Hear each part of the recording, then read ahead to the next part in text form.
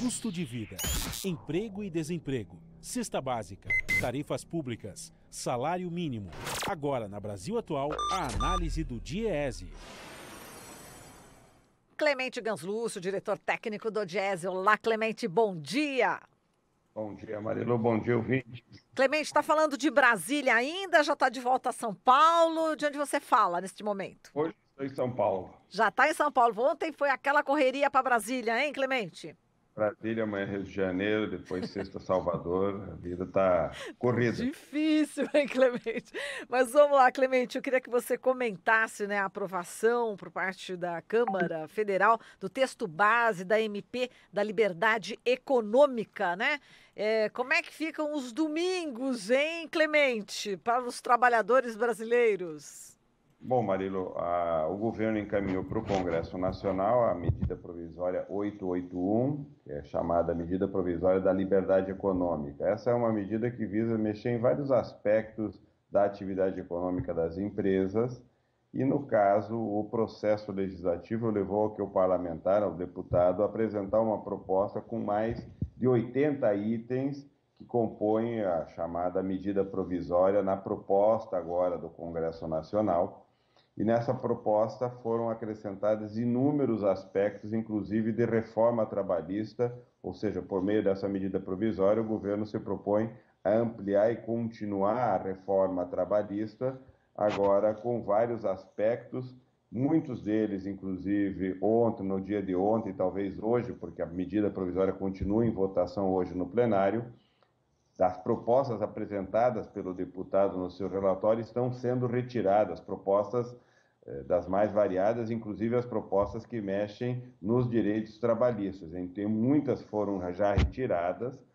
Entretanto, o projeto prevê ainda muitas mudanças que alteram as regras trabalhistas. Por exemplo, a medida provisória que ontem foi aprovada, do jeito que ela foi aprovada ontem e provavelmente permanecerá hoje no plenário, o projeto que seguirá para o Senado prevê, por exemplo, que todos autorizam o trabalho em qualquer dia da semana, inclusive domingo e feriado, ou seja, a partir de agora, segundo o que está previsto no projeto de lei, o trabalho ao domingo e aos feriados está autorizado independente da negociação com o sindicato, ou seja, o empregador poderá, ele, na relação direta com os seus trabalhadores, estabelecer os dias de trabalho, se sábado, domingo ou feriados, inclusive sem o pagamento do adicional de hora extra ou por atividade nesses dias. Essa é uma mudança importante.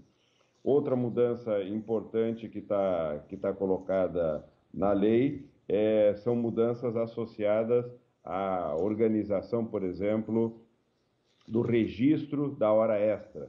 A partir de agora, segundo está previsto na lei, o trabalhador não precisará mais registrar a hora de trabalho, somente poderá e deverá registrar a hora extra, ou seja, o trabalhador deverá solicitar à empresa que quer registrar a hora extra feita, provavelmente indicando para a empresa que ele tem o interesse de receber a hora extra.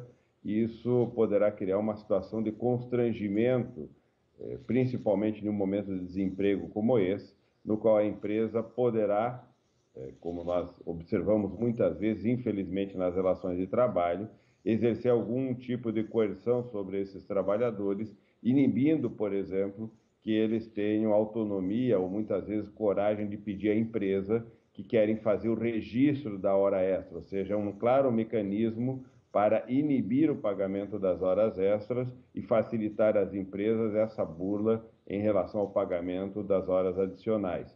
Há inúmeras outras mudanças, Marilu, no projeto de lei, eram mais de 80 mudanças previstas no projeto de lei. Nós devemos observar ainda no dia de hoje o que o Congresso deve aprovar na versão final para fazermos um balanço geral. De todo modo, ontem a medida foi aprovada no texto geral com 345 votos a favor, 76 votos contra, e hoje o Congresso ainda deve fazer uma última revisão no texto, analisando as emendas supressivas e as propostas que ainda constam no plenário do Congresso. Mas é uma medida que, além de mexer em vários aspectos por exemplo, na legislação ambiental, na legislação, no reconhecimento e na regularização de dívidas das empresas, no registro das empresas, há uma série de mudanças, algumas delas facilitando a organização e a constituição de uma empresa, mas outras facilitando muitas vezes que burla ou que o descumprimento de uma regra ou de uma norma possa ser feito pelas empresas com baixa capacidade do Estado ou diminuindo a capacidade do Estado a atuar em relação a essas práticas que muitas vezes fraudam a legislação e muitas vezes atingem os trabalhadores com práticas que burlam o salário ou a jornada de trabalho ou a própria forma de contratação. É uma medida bastante extensa, Marilu, que atinge as empresas e atinge os trabalhadores, e é uma medida que teve muito pouco debate, mais uma vez, no Congresso Nacional, alterando aspectos de décadas da nossa cultura na relação capital e trabalho. Olha, é incrível. Você estava falando o teu comentário aí, Clemente, nós aqui, o Glauco, o Michel e eu, a gente estava conversando. Caramba, tá aqui o período máximo, o intervalo máximo de 4 semanas, né, para você ter um domingo. Então o Michel estava falando, pô, vai ter que trabalhar o mês inteiro para ter um domingo, sabe? O que é? Uma regressão total aí, trabalho escravo, né, E sem negociação com o empregador ainda, quer dizer, o empregador que vai determinar isso, Clemente?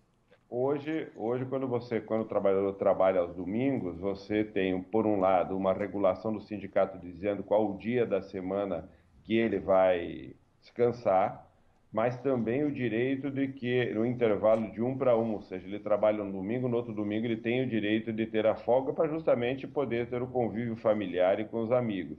A partir de agora, na proposta que o deputado fez, esse intervalo era de 1 para 7, ou seja, ele trabalha 7 finais de semana e tem o 8º final de semana coincidindo com a folga do domingo.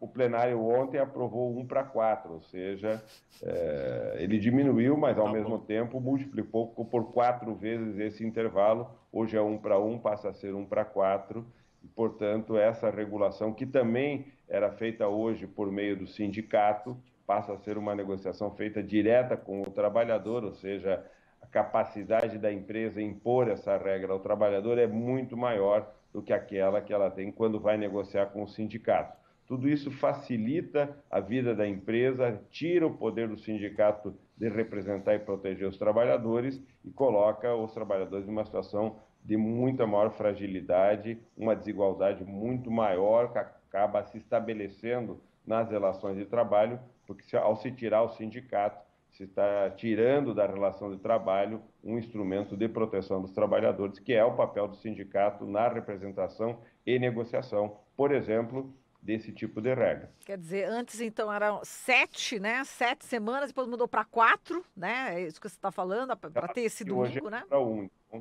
Então, a situação piora muito, era muito pior o que estava no projeto de lei, os partidos atuaram, melhoraram, mas ainda assim a regra é muito ruim, e muito ruim porque tira o sindicato da regulação, que dá às empresas total autonomia e poder para fazer isso do jeito que elas quiserem. Vamos provocar aqui os ouvintes, né, para ver o que eles acham sobre isso, né, Clemente? A gente vai, durante o jornal hoje, também ler aqui as manifestações, escutar áudios de pessoas, né, dos trabalhadores que devem estar achando também isso um absurdo, né? É realmente inaceitável, Clemente. Muito obrigada aqui por todas as explicações. Realmente a gente já acorda, né? Já tem o dia aqui com essas más notícias, né, Clemente? Mas vamos falar de uma outra... Diga. Domingão dançou. Domingão, ó, já era. Mas... dançou. Exatamente. Tem muita gente que queria mudança, aliás. As mudanças estão chegando. Eu acho que é uma regressão, mas tem gente que está gostando. Pois é, quando a gente falava, né, ó, mudança, cuidado, mudança pode ser para pior, né? Não, tem que mudar. Por exemplo, e esse dado aí que você acaba de dizer é para pior mesmo, né? Mas, Clemente, vamos falar de uma outra notícia, né, que é triste. Olha, a pesquisa do emprego e desemprego, né, que vocês desenvolvem, né, no DIEESE, junto com o SEAD, chega ao fim depois aí de 35 anos, Clemente. O que está acontecendo?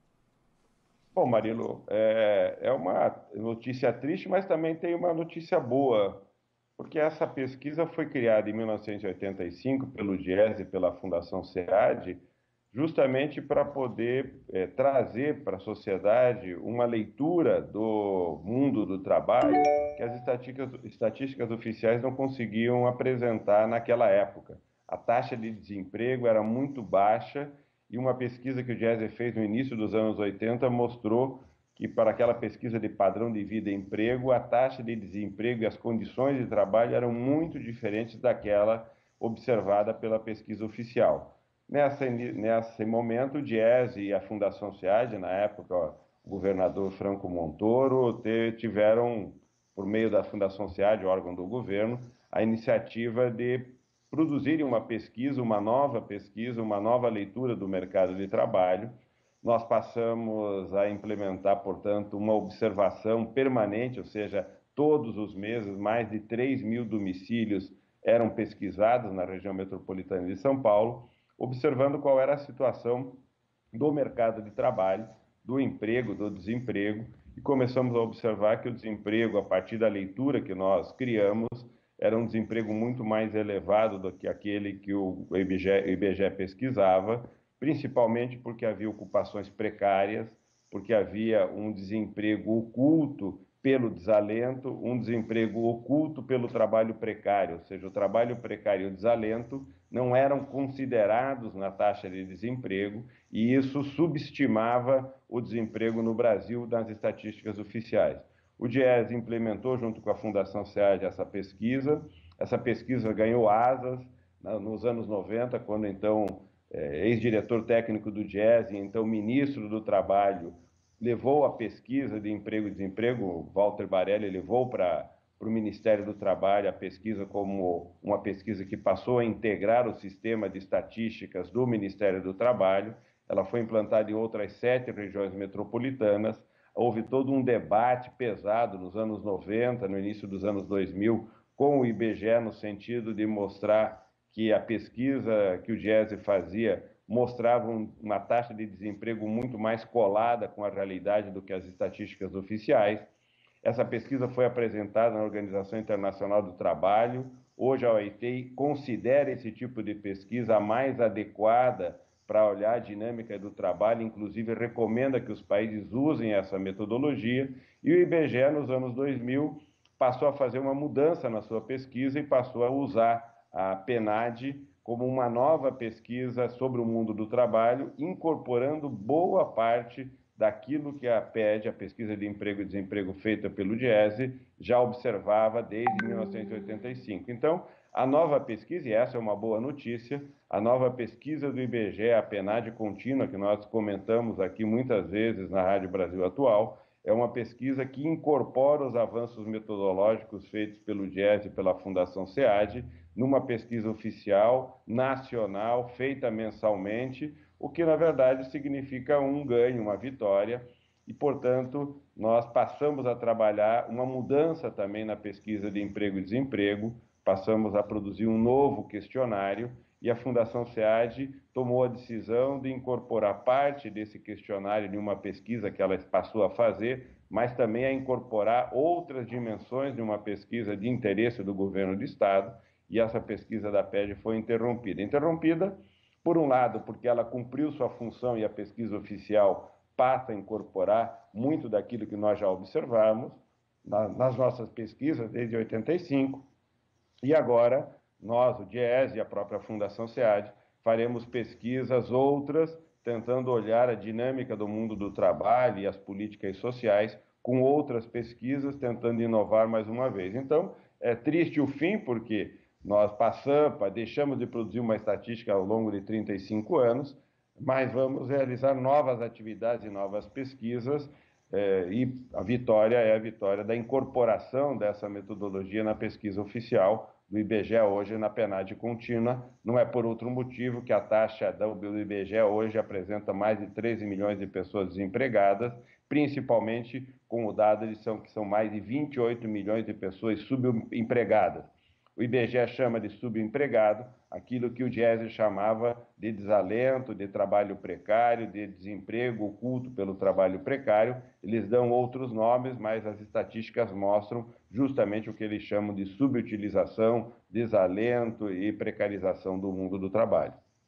Que ótimo, Clemente. Então, uma notícia ruim e notícia boa. Tá ótimo. Valeu, Clemente. Muito obrigada, hein? Por meio cheio ou meio vazio. Exatamente, né? Depende do ângulo, né? Como você veja. Perfeito. Clemente, um grande beijo para você. Até amanhã. É. Clemente Ganslúcio, diretor técnico do Diese.